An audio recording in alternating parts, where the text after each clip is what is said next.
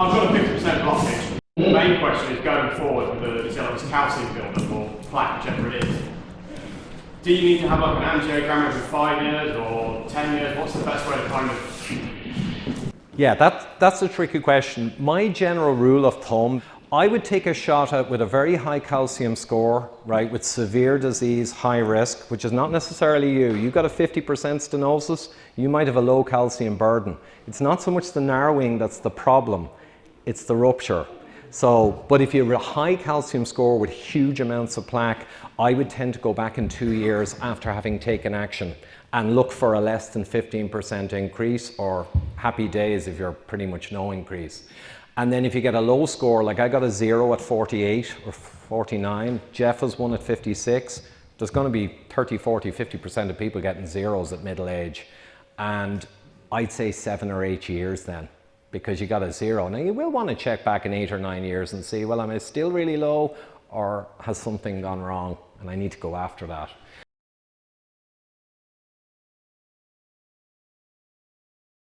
How frequently does it? CAC is completely different to angiography. The man's question was it about angiography or CAC? The observation that he had a 50% stenosis in a single vessel in angiography. This question was asking about how often should angiography be done. But I didn't answer that one. You might notice I sidestepped that one. Angiography is based on expert decision making as to when it's required. I am talking about calcification scanning, a simple 5-minute non-invasive screening test. So I will not answer a question around angiography, obviously, because that will require the surgical team, the cardiovascular team.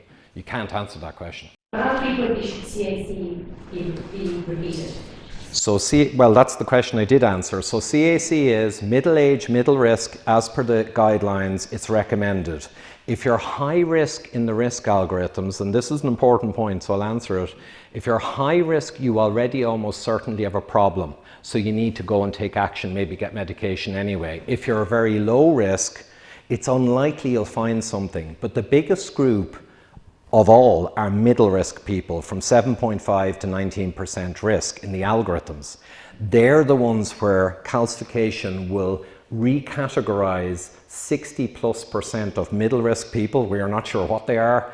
It'll put them in genuine high or low. So that's the screening to find out, like I described, where you are, what your real disease is. I indicated there, in my personal opinion, if I got a very high score and a shock amount of disease, I probably want to, in a couple of years, go back and check how it's progressed.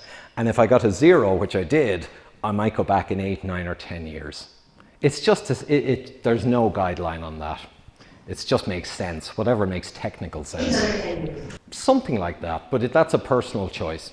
You might never get one again. Some people, when they get a 0 in middle age, and they know they're doing the right things, and they get that validation, they actually might never go back again. They'll accept.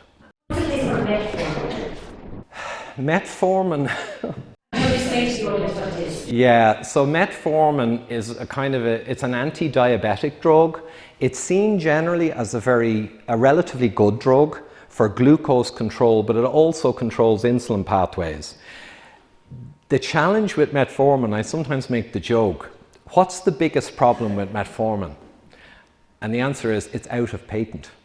So metformin was used a lot until a couple of years ago, but because it's out of patent and there's literally 0 profit on it, I'm amused to see negative publications now in the last few years coming out about metformin and questioning it. I don't really get into drugs much, so I'd say it's probably got some efficacy, but that's a choice between you and your doctor because, yeah, it's not a magic drug. Averta is an organization, a big startup in the States. It's a private company that aims to reverse diabetes all over the world in the next 10 years. It's backed by Sami Inkinen, who's a multi-billionaire, and they've put in 300 or 400 million, and I think they're going to make big waves. Because when you're publishing in the peer-reviewed published literature that you took people with a chronic progressive disease that always gets worse, and you got 60% of them to technically not be defined anymore within 1 year, you can imagine they're going places. But there's lots of other startups, because the interesting thing is what I told you is not widely known. But as it gets known, what will happen? Capitalism will start spinning its wheels. We're going to see a lot of startups. And I've met with the CEOs of several in Ireland, England, who want to get into America. So I think this is going to be pretty big. Did you change your alcohol consumption when you changed your diet? Yeah, GGT is classically associated with alcohol or excessive alcohol. And the interesting thing is, I have endless emails from people who come to me frustrated, who say, my GGT was so high, and my doctor kept saying you're drinking too much, but I don't drink. And he didn't believe me, or she didn't believe me. The whole world of medicine sees GGT as an alcohol indicator.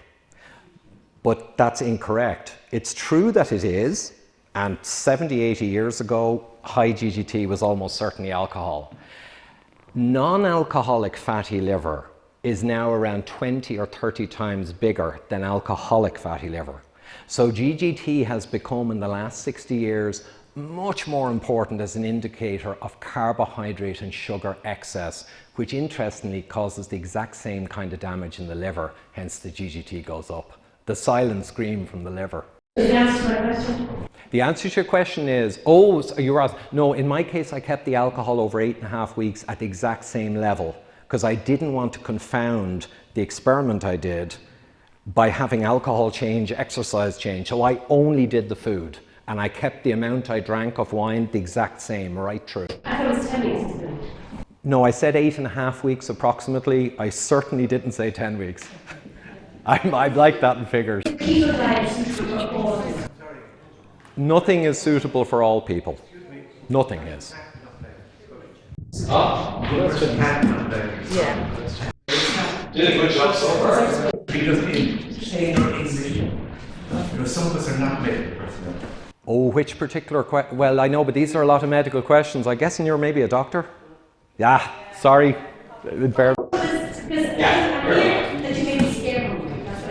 About what specifically?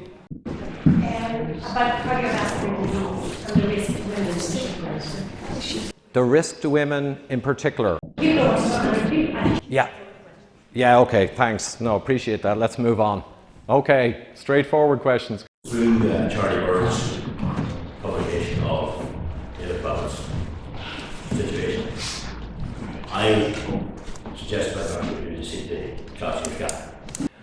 And maybe just to repeat that point, no, the gentleman said, yeah, 5 years ago, David Bobbitt, as well as the movie The Widowmaker, which we'll share, Charlie Bird, they did a documentary on RTE called The Heart of the Matter. So you saw that, you both had whatever the usual risk factors, and the gentleman had a very high score, just like I'm saying, and the wife, very low score. Sure enough, has since had stents. But that's a classic case. I mean, I have a guy at 29 wrote to me from America, and they didn't want to give him a calcium scan, okay? 29 years old, but his father died at 46 of a massive heart attack. So he wanted one, and he eventually got one. He came back to me, 600 score on a 29-year-old. Now, the guideline is for people in their 40s, because you're not going to see many of those. But during a documentary, you got a guy at 3,200, and he's since had a full bypass. And they had no idea. But when they saw the score, they went in with an angio, investigated, he had left main involvement. Very risky situation. So they went in and replaced all four. And rightly so, because otherwise, what would have happened? He wouldn't have known, and then we know what would happen in the next couple of years. He had a family, like lots of kids. Yeah? Oh, here, sorry, this lady. This is very informative talk, thanks very much. I'm just wondering, are you advocating a national screening programme, considering, well, I wish, I hope you are, I'm really saying, but I'm just wondering, like, the way our health system, the state it's in at the moment, you know, talking about, in the recent elections, about reducing taxes and how this would scare the amount of pharmaceutical companies that are the highest multinationals in our country at the moment, and we're just being nearly force-fed drugs all the time. And I think we need to take responsibility for our own wellness. And I'm tired of it myself. I had a few problems, but I'm tired of being told, here, go home, take these drugs. But nobody's asking me, what about my own responsibility? And this is what I think you're advocating, and well done. I think this is wonderful.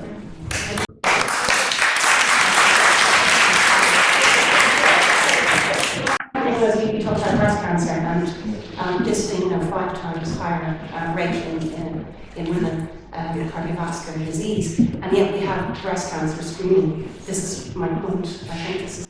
Yeah, these are really good points, and they're very insightful, so I might just I'll try and answer all of them. So it is fair, and I think to the lady here, that breast cancer, although it's 5 times less deaths compared to cardiovascular disease, the cardiovascular disease will be older person weighted, whereas breast cancer is particularly tragic because it's often in middle age and younger. Now, the mammogram is not nearly as powerful for breast cancer when they've done randomized control trials, seeing how good it was. It's still very important, don't get me wrong, but calcium scan is way more powerful when you look at the numbers. I mean, that score tells you your degree of disease, whereas scans sometimes can show masses, they're actually not cancerous, so it's a little more murky. But yeah, I would say that David Bobbitt and IHDA, we are not pushing for pan-Irish screening programs. You're exactly what you said is true. It's for people to take control of their own health, and really it's about the right to know.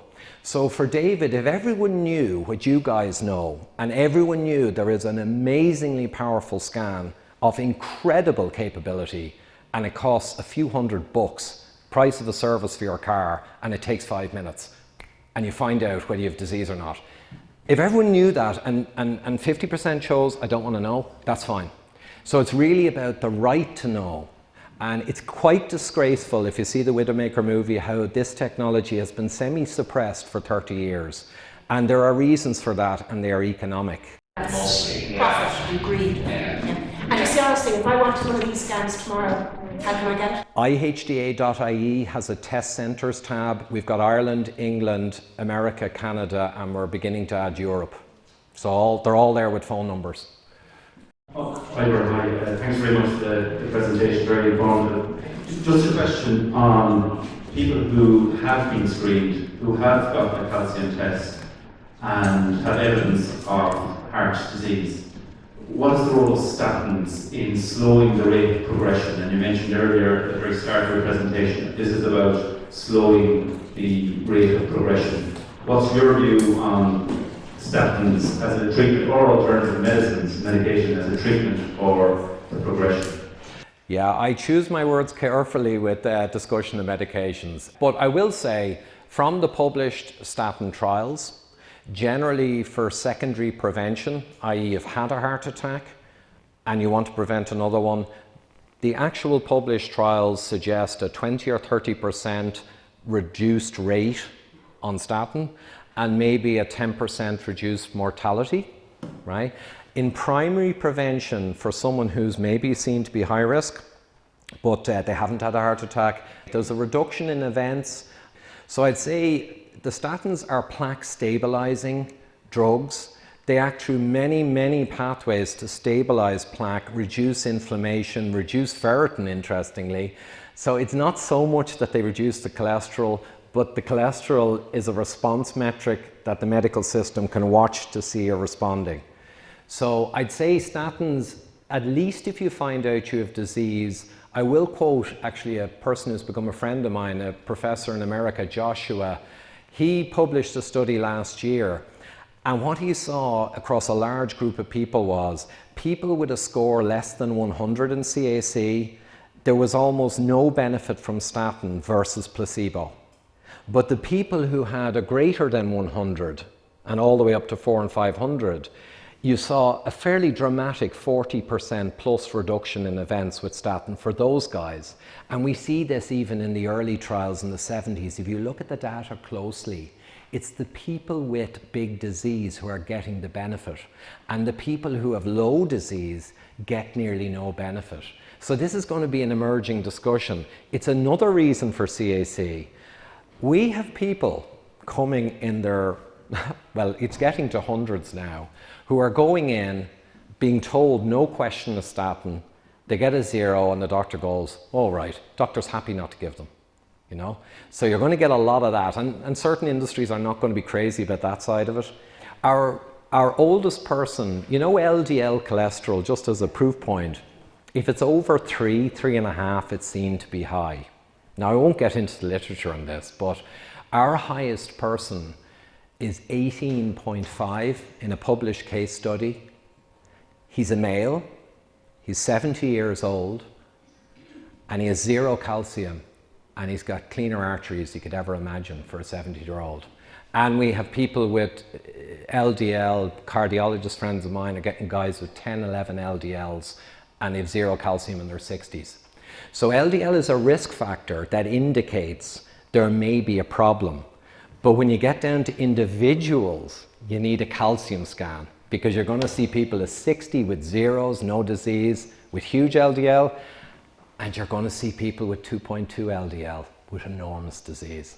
So if people just grasp for the individual to make a decision, and the new guidelines 2018 that I showed there, the 2018 guidelines are saying exactly that. If you're a middle risk person, the calcification scan will answer the question whether it should be meds or just lifestyle, keep doing what you're doing. So they're coming around.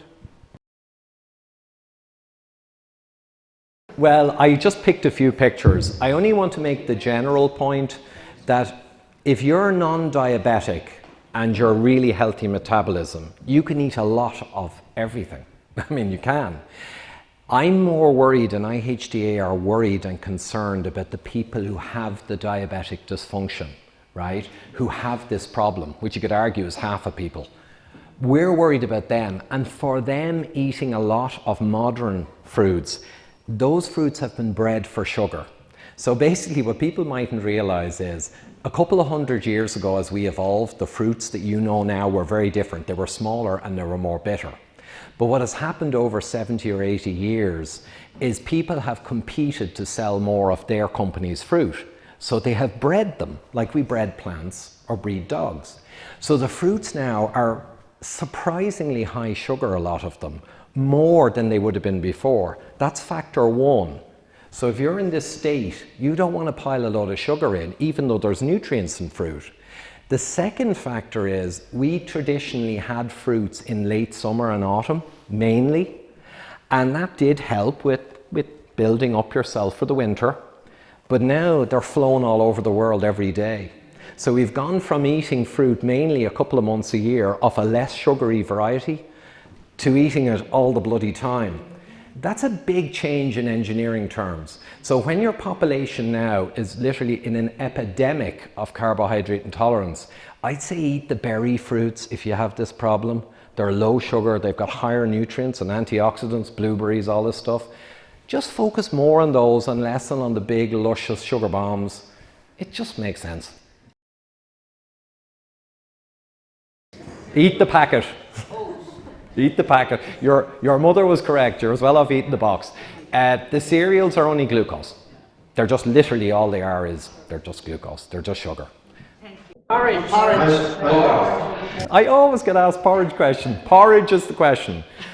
Porridge is certainly the least bad cereal by a mile. If you get powdered refined grain porridge, I won't go into what happens in your intestines and your hormones, but if you get refined powdered porridges, that is not good news. But if you get Odlum's steel rolled oats, you know, the old ones you gotta soak, they have so much fiber in them that they completely slow down the glucose response. So porridge is actually grand. If I was actually diabetic, I probably wouldn't go overboard in it either. But for a healthy physiology, no problem. And certainly the ancestral peoples who I showed you back here, and I am actually going to show them now, because I think this is worth stressing. Remember that there are ancestral peoples who have no calcification and no disease. So the Maasai and the Katavans and the Semain, right? Those guys, they eat maize and meals and they don't have a problem because they never got diabetic. So I think the main problem would be if you become diabetic from eating modern processed foods, the sugar, the refined grains, the seed oils, the processed foods, once you've become diabetic, you're going to be really sensitive now.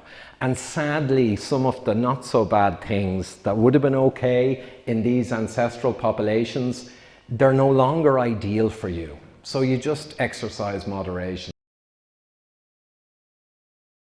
We're going for a medical checkup. You mainly go for blood tests. Yeah. So you're saying more or less that that's not going to give you all the good results or whatever, that you need to go further and get your CAC. It'll give you an indication, so I'll be very clear here.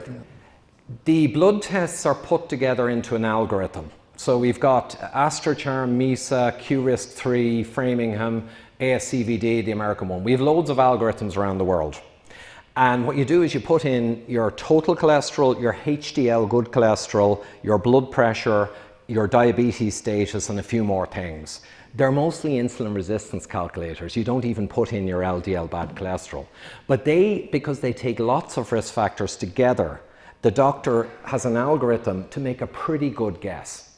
If you just use one thing, like HDL, it's a ridiculous guess. But if you use them all together in an algorithm, you get a pretty good guess.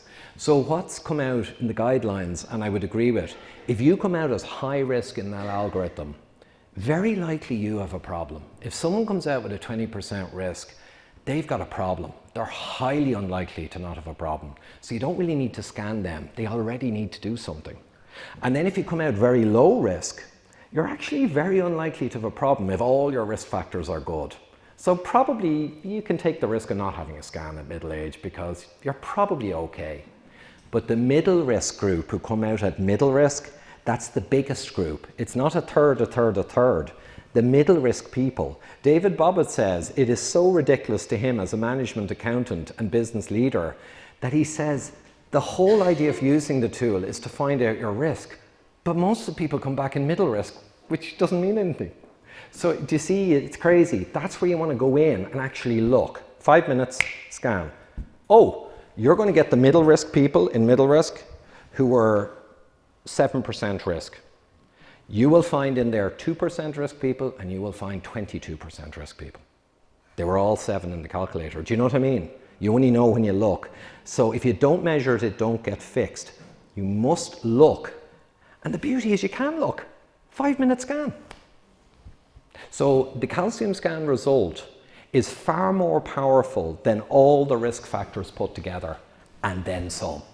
Yeah. Our percentage of people that do the test, the 300 euro test. Roughly speaking in Ireland, 300 up to some places 400 and something, and you need a doctor's referral. And to this gentleman's point, a lot of doctors won't really know even what it is, but you can send them the IHDA website and they can watch some of the videos. And What percentage of people to have a problem, after doing the test? Well, then the doctor will check out the test and find out what it means if they don't already know, and they will direct you towards the appropriate treatment. Whether it's a very high score, go and get an angiogram. But again, this is a decision for the medical business. I am not going to step into that world. An angiogram may occur. They may go in and find that there's left main artery involvement, that there's particularly weak, dangerous plaque. They may decide a bypass is required. They may decide a stent is required. But the key thing is to find out and to get something done about your risk. Don't wait to fall over and die. Because the medical business, the drugs may not be amazing, but 50 years of development has not ended up with zero efficacy. So there are drugs and there are certainly amazing procedures. Like our guy who got 3,200. Actually, what happened in another case is a 2,600 score, got an angio. They said, oh, actually, yeah, they had no idea he had a problem, really.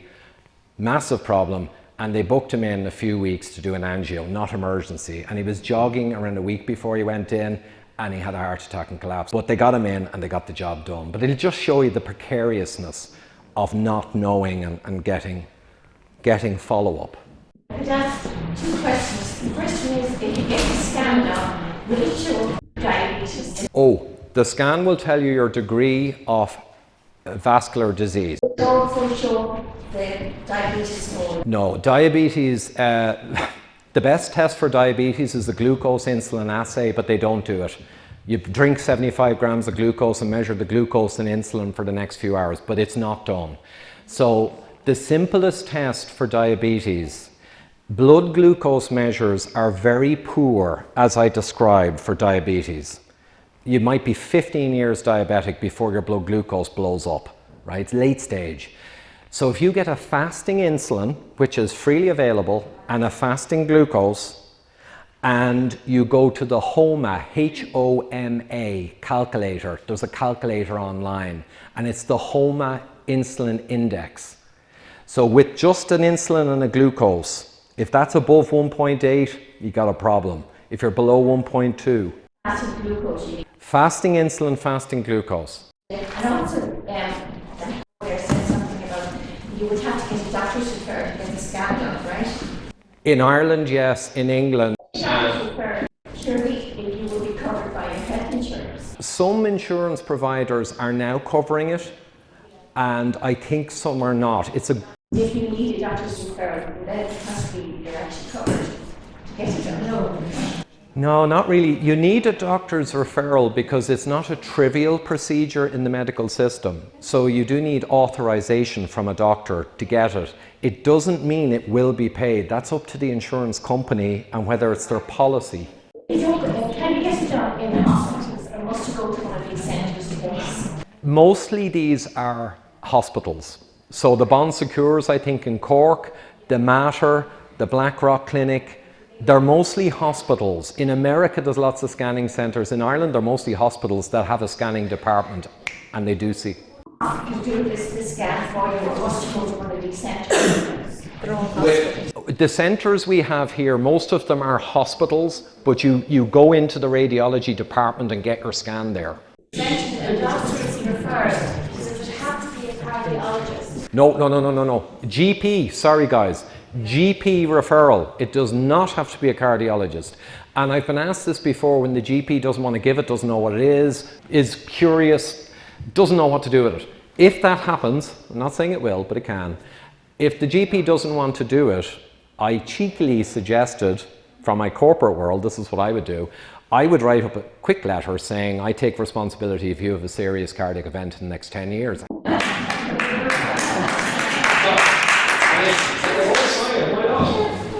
You know, but I think any doctor who's not sure about it, a quick Google or a look at around 5 minutes of videos on ihda.ie, and they're going to quickly realize, oh my God, I didn't realize this. Power. One of the quick questions. Yeah. On a very personal level, myself and my friend down here had the pleasure of meeting Kathleen just before Christmas. We were having a tea and a chat, and we were having a reminiscing about my late husband. He passed away in 2015 from a massive heart attack. Now I'm listening to some people talking here tonight, and with all due respect, it's quite distressing to hear people put or contradict almost what you're trying, the advice you're trying to give to them. Unfortunately for Dennis, he didn't get that chance. He went for a scan and the scan showed something, but by the time he didn't get the time to go back. So although you might argue and call into question your motivation behind what you do, the reality is that both Lisa and I are here today to represent him and other people who find themselves in that unenviable position whereby your whole world is turned upside down. And I think it's a reality check to people that you might think, as I say, that you have an ulterior motive behind what you're trying to encourage people to do, to change lifestyle and all of that. But the reality is that nasty things happen to nice people. And we, again, a good friend of mine, we went fundraising last weekend for the Irish Heart Foundation. There's a lot of people here very concerned. There were very few people collecting for the Irish Heart Foundation. The lack of support was staggering. There were two people who represented that in the Blanchardstown Shopping Centre. There were two American guards. They stood from 9:30, 10 o'clock till 5:30 in the evening, and there was nobody to take over. So although we talk the talk, we don't seem to walk the walk.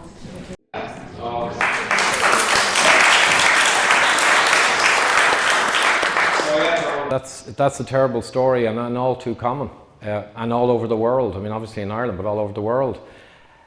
The thing is, they are all tragedies and we tend to only think of them afterwards. And Irish people particularly, but generally across the world. I interviewed there Dr. William Davis, cardiologist, a brilliant, brilliant person, but he said no one wants to know about heart disease until they actually have a heart attack. Then they're all over it. But in terms of ulterior motive, and it's interesting, I maybe didn't stress it enough, not for you, but for others. David Bobbitt has put 5 million of his own money into this with zero return, right? There is zero conflict of interest. You saw his passion at the start. This guy is serious. I have seen him, his voice break on stage, talking about what you're talking about. And it wasn't even his wife or husband, talking about just people he knew indirectly. He is that angry, you know? And he's right to be, I agree, he's right to be. Why shouldn't people have the right to know, they can choose not to do it, have the right to know that there is a test that will tell you and allow you to get medical help, emergency operation, or indeed do all the stuff I'm talking about. I know that can be tricky, but the right to know, you know, it's a killer. You're talking about the son of someone that had died. Does that mean that, like, I am the daughter of the man she's talking about, am I more at risk than others? Right, good question. In general, in the risk calculators, family history is one of the questions, and it does increase your risk just because the genetics may be a little more prone to it, but it's a real guessing game without a calcium scan yet again, because there are people whose father died who are coming in their 40s, who are coming in now at 59 all worried, and they're getting zero scores. And likewise, there's that guy who came in with a 600 with 80-year-old arteries at 29. But the thing is, it's in general, you're perceived as higher risk because there's a history in the family. But as an engineer, I wouldn't worry so much about that. I'd worry about, am I, my specific system, am I at risk? More than, well, I'm kind of at higher because someone in the family did, yeah.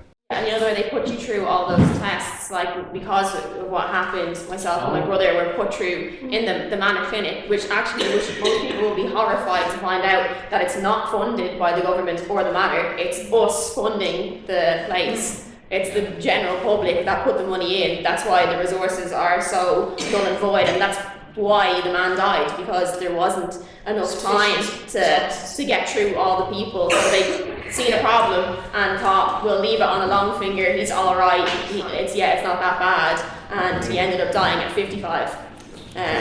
Yeah, and he would fit like your criteria of a slim, didn't smoke, wasn't a drinker, wasn't a candidate, had no symptoms, just randomly hit the ground. So and they put myself and my brother through all these tests, and nothing came back. Like, we're supposedly grand and that we didn't get it, and there's sudden adult death syndrome in the family. He didn't have it, but most of my uncles and my cousins do. So that's not publicly funded either. You had to get those tests yourself, essentially. Yeah. But I mean, getting a full suite of tests, you know, might not be the calcium scan, but it's certainly a lot more than most people get. So you did get a full suite of tests, like ECGs and everything, I suppose. Not really. Basics, nothing out of the ordinary. And then you're saying, like, the age candidate here, with all due respect, is a lot older. Like, I'm 22 years old, and there should be a lot. This should be the football team. You look at the schools. Like, I'm currently studying to be a teacher. People have dropped out in PE, and they're in their they're only 12 or younger. So from the sudden death syndrome type thing. I just say that this will only discover the progressive atherosclerosis of aging, you know, the progressive disease of these atheroma in your arteries. So it will be zero use to find electrical problems, will only be to find the classic atherosclerosis that causes most middle-aged deaths. But it is only finding that biggie. Now, it is huge, of course, because most heart attacks are that, but it won't find any electrical issues or other things. It's quite specific.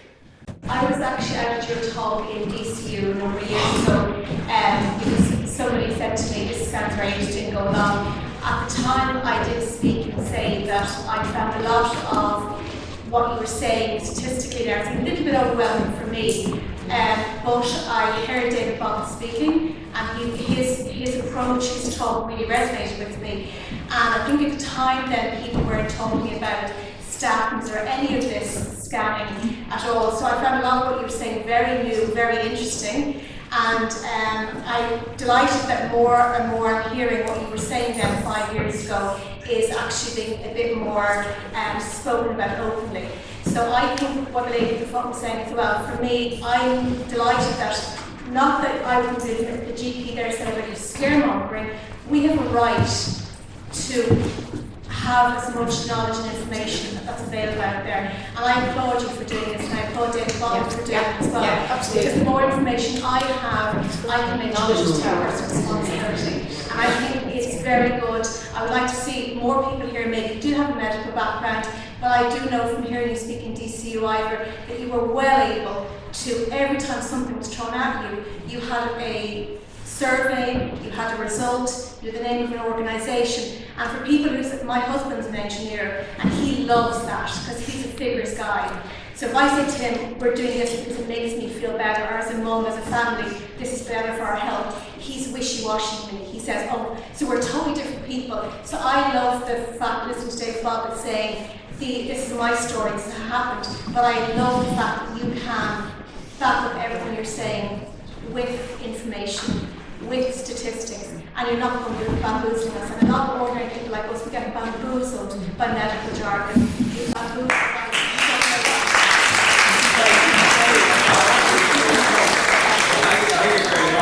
also because people like you were talking to people like us, and the more we know, information is making those personal choices. Yes, thank you. No, thanks very much. And David would be delighted with that, because David believes in the grassroots, and that's how things change in the modern world. I do have 30 years of corporate management and politics and leading of worldwide teams, 50 to 80 engineers in $100 million problems. So I have a bit of an advantage with my background to deal with any of these forces. But just funny, on YouTube I released 2 weeks ago, I debated an Israeli endocrinologist. And that guy was fun, he didn't take any prisoners. So if you want to see a good debate, it's on my YouTube, and sparks flew. But I had all the data, of course. I'd like to Professor Donald O'Shea, who went to the soil, he was up. I met Donald actually at a chat with him, nice guy. He's over the obesity. And every time he's on the radio, he is talking with people from the drinks industry or sugar or whatever. And he is just speaking about what's good for us as a nation. And every time he's spoken, he's interviewed, he is lambasted for, oh, this. So, but he's saying to people, this is the information I have, take it and make personal choices. And it's so important that ordinary people like us hear that. Yeah, be empowered, absolutely. Sorry, I have a question. If there is family history of heart disease, at what age would you recommend, say if there were sons and daughters that were asymptomatic, at what age should they start to think about having that scan done? Okay, good question. Family history, I don't have definitive guideline-based recommendations. That is a medical team decision, and there aren't emphatic guidelines telling you the numbers. Generally, men over 40, women over 50, okay, in the middle risk from the risk algorithms. That's the huge cohort to benefit. It is said in many official publications that earlier, when there is a significant risk factor like significant family history or any symptomatic kind of symptoms showing or other stuff, but it's not defined. I wouldn't like to hazard an age because I wouldn't be quoting from the literature, to your point. I think it's medical decision. I'm guessing they will drop below 40s for someone who has a significant family history and who wants to find out. Say for the audience here, say if there is a family history and there's somebody here in the audience maybe at 40, I could have, say, medical people that don't know about those tests. Would you recommend that those people will start thinking about having a CAC scan? Well, I can say, just to stay between the ditches here, I personally would. I mean, I got one at 40, I think it was actually 47 or 48, to be honest, which it was a no-brainer I was going to get one. If I had a strong family history, and my father did die ultimately of a heart attack and many other vascular issues early 70s, so there is a family history there. But actually saying how young, it's a personal decision primarily. So do your research, talk to your healthcare provider, ask for it. There's certainly no rule against being younger. It's just, it's not recommended generally. Now I will say there was only one study on younger people, 36 to 42-year-olds from memory, I posted on it, and they went in to see, does the calcium scan work in terms of risk estimation? And the paper was published and they said, well, yeah, it does. So in the age group 36 to 42, which is younger than normally recommended, they analysed all the data from thousands of people scanned, and it was 15 times higher event rates in the high scores versus the zeros in that group as well. The only problem is if you go down into your 30s, you're going to find relatively very few with a result. So you're doing a lot of scanning. But if you want it personally, then that doesn't matter. It's your choice. How risk averse are you? What's your appetite for risk or risk tolerance? You know, these are individual things. I'm 37, so I'm a non-smoker, it's perfect, blood pressure, everything, but I went down and the doctor's gone mental, asking for a pre-clearance. He's all indications perfect, but it wasn't until after the CAC Scan, the bladder credit. Oh, sorry, earlier I thought, and to this lady's point, I thought you got an angiogram. I got an angiogram because I did loads of stuff. I went for a CAC Scan and then I went, because I had a CAT scan down the block, then I went for the angiogram. Oh yeah, and by the way, CAC is CAC. A lot of people call it a CAC scan, but it's CAC. It's for. So you got a CAC scan with it. You don't have to say, but it was pretty high score for your age, I'm getting. Well, all they told me was got 2% block in the main artery, so then that meant going forward. But all the basics, the blood pressure, everything like that was fine. I run through. Oh yeah, that's not uncommon at all, as I described. What I'm saying is that the saying about get checked. If you've got, you say that doesn't necessarily run through the family, but if you've got it burning in your background, I just say pay the extra few bob and get checked. You know, what's a night out? Just pay the money and just get it sorted. For me, I could have dropped dead, the same thing a few years from now. Now I've got the medicine, now I've got the diet, now you know. And that's not scaremongering because we have the data. I mean, the amount of people dropping dead is just stunning. So there's no scaremongering. We know it's a fact. I'd agree. I personally would get it with a family history of that nature. And remember that the family history is you have the genetics of your mother and father. You may have gotten one or the other. On my family, there's kind of one side of the family, none of it, other side quite a lot. So you don't know yourself what you got. But often it'll be a family history of genetics that makes you prone to some of the problems I described. You know, glucose, insulin dysregulation. We live in a kind of a toxic food environment. It's just the reality. I just want to say one thing before the next question. In the early 1920s, Weston Price, a dentist and a brilliant problem solver, actually got the money to go all across Africa to see tribes. And he wanted to analyze the tribes that had no modern chronic diseases before they were all gone and everyone had disease. So he went around all the tribes and he thought he'd find that maybe vegetarian was better because that was a bit of a meme back then. And he found it was kind of the opposite actually, that if it was heavily vegetarian, they weren't quite as healthy, but they were still healthy. But what he found was cousins of tribes that went to the cities, their jaws began to fall apart with caries, dental decay, they got hypertension as they aged, and none of it happened back in the tribe. So that's genetics fixed. They're the same people, and it was dramatic. And Weston Price took a shot at the primary root cause. And it is in the 1920s. He did not have the benefit I had, right, of a 30-year history of problem solving and access to millions of published papers. None of that. He worked it out over a couple of years that what was different probably driving the diseases of modern degeneration in human species. He put it down to three things. And I agree with him, but he did in the 20s. Sugars, refined grains, and vegetable shortenings, or vegetable fats, vegetable oils. And he did that, and I would say he was right, they're the big ones. And they're what processed food is now. But in 1972, George A. Mann et al. Published a big study on the Maasai atherosclerosis. And they actually found that, amazingly for their diet, they had no calcification, almost no aortic calcification, they had no heart attacks, and it was just incredible. And Mann et al. In 1972 took a guess at what the difference was between the healthy massi and the ones that became unhealthy. You know what he guessed it was? Sugar, refined grains, and vegetable fats. So now in 2020, we're building this picture that's getting more and more compelling, that ultra-processed foods with the key ingredients of sugar, refined grains, and unhealthy factory oils, you know, seed oils, is kind of the triad.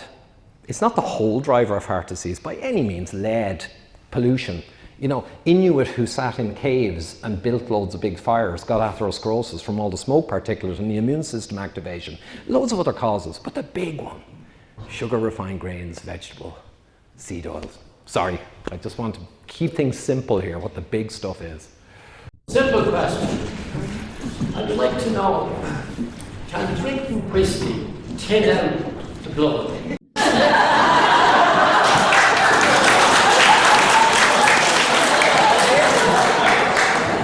The various arteries that reducing the plaque.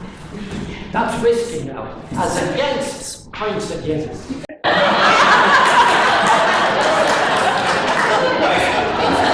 I'm going to cover my ass here and say alcohol in moderation. I'll go with the company line.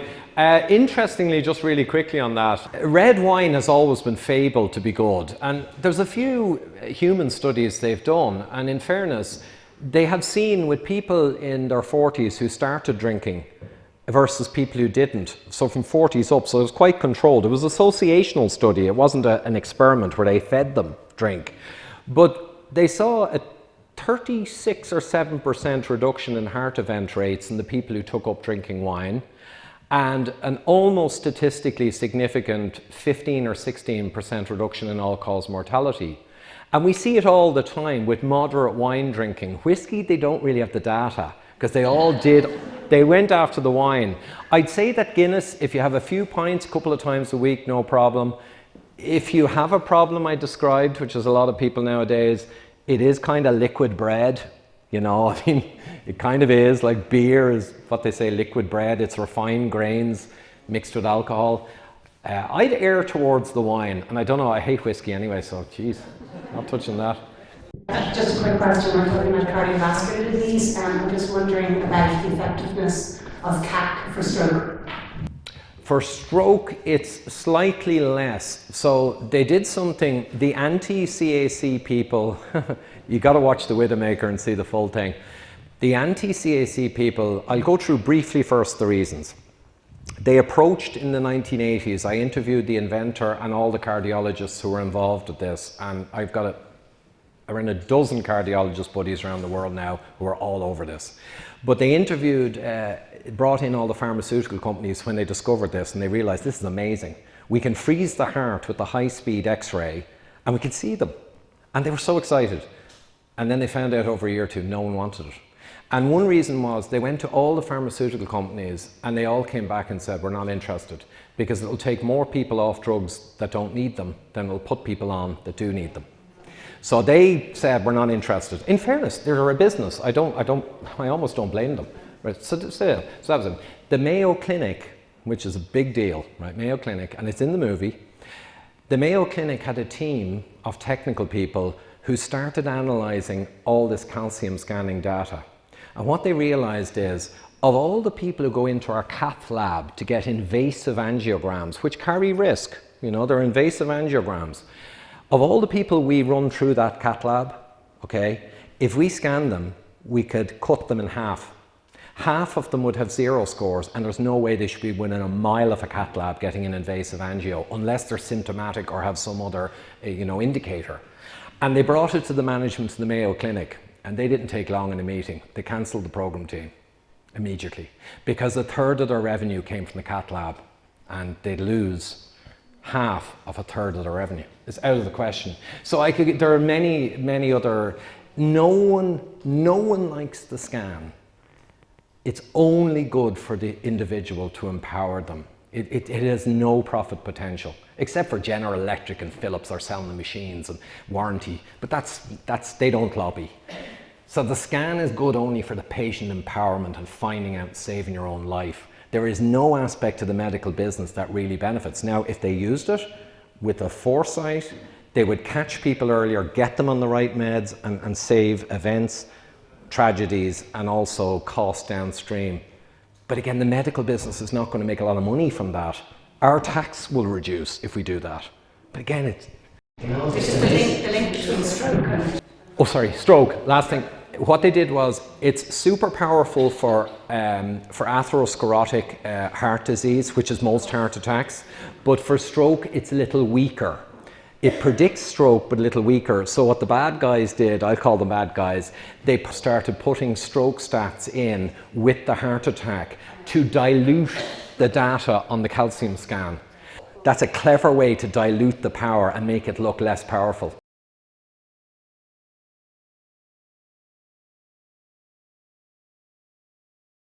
We'll have to come back again for a second round.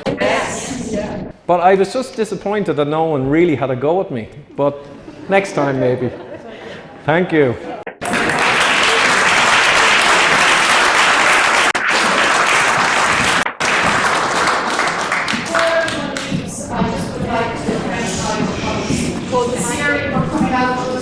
And giving us a very informative talk. There's a couple of other people I would like to thank as well. And one of them is Dr. Kathleen Barry here. She introduces the talk tonight. But Kathleen is a retired public health doctor. In her head, she's retired. But really and truly, she's still doing population health. And this is one of the nights tonight where she wants to still get the health message out to people. And thank you, Kathleen, for organising all that.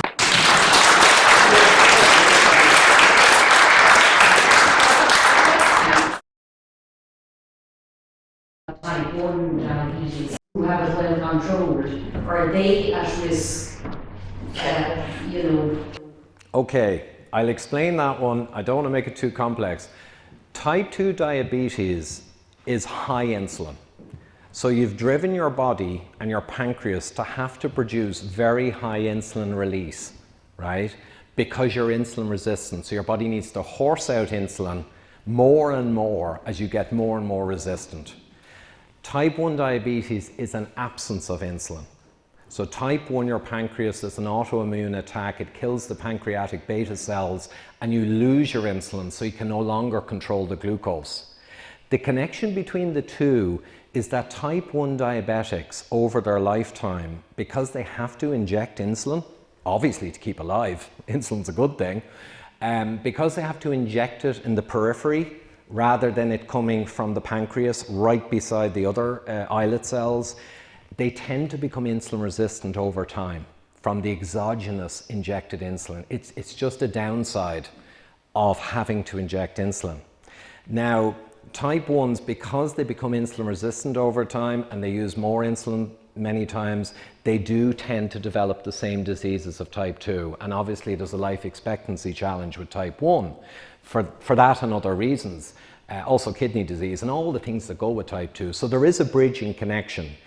I would say on type 1 diabetes, Dr. Bernstein is the one-stop resource. He's in his 80s, he's type 1 for 60 years, and he worked out what I'm talking about 60 years ago.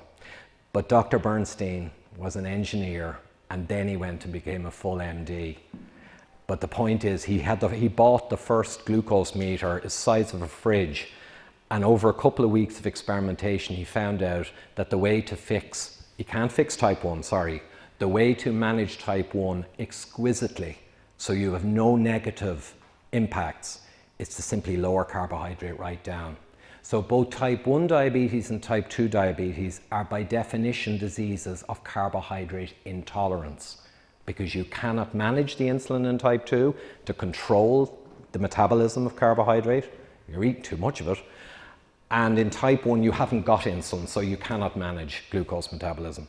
So when you've got a glucose a disease of carbohydrate intolerance, like a peanut allergy, you will remove a lot of that and eat non-starchy, leafy veg, all that stuff, but no, in the breads, pastas, that's just that's crazy to put in a type 1. So Dr. Bernstein, he's still on YouTube in his 80s, and he's just an amazing person. So, he still does weight training in his 80s, 63 years of type 1, and he's weight training and making YouTube videos. So he booked the trend, but he knows what he's doing. And I always say to people with type 1 challenges, go there and learn from Dr. Bernstein. A lot of us here have osteoporosis, and a lot of GPs prescribe calcium tablets. There's been a lot of controversy about that. Somebody can say that we shouldn't be having those. Yeah, well, actually, I'd say two things. There were human randomized control trials, which is the gold standard of evidence, where you actually give half the people more calcium and half the people nothing. And they did actually show negative response to that, more heart disease. So calcium supplements, generally my understanding would be, get calcium from real foods, but there's question marks on the supplements. Now, if your specialist who's specializing in osteoporosis has a strong feeling they're warranted in your case, or you're low in calcium. Yeah, my GP told me, I changed my GP and I was told to come off the calcium tablets. So they were risky. See, there's many things relating to osteoporosis, and an irony is that people who have calcium build up in their arteries, that's not because you eat too much calcium. So I'm going to be very clear on that. The calcium here is brought in by our body in an active managed process to strengthen the plaque. It's not to do with you eat calcium or not, so that's one thing. But generally speaking, people who have a lot of calcification because they have disease processes that drive it often have the flip side too. They have osteoporotic kind of challenges. I would say for osteoporosis, magnesium is extremely important. Vitamin D and exposure to sun, it would be relatively very important. The vitamin D pathways are very implicated there. So it's almost like simplistic that they say, oh, calcium. Bone is mostly made up of actually protein matrix. Of course there's calcium in there, right, to stiffen it. But just thinking throw calcium at the problem is somewhat naive in most cases. Yeah. Thanks for tuning in, guys. If you're watching on YouTube, you can see my subscribe button in the middle of the screen, a free viewing of the Widowmaker movie on the far right, and myself and Dr. Gerber's book, Eat Rich, Live Long, on the left. Otherwise, please do subscribe to the audio podcast. Thanks.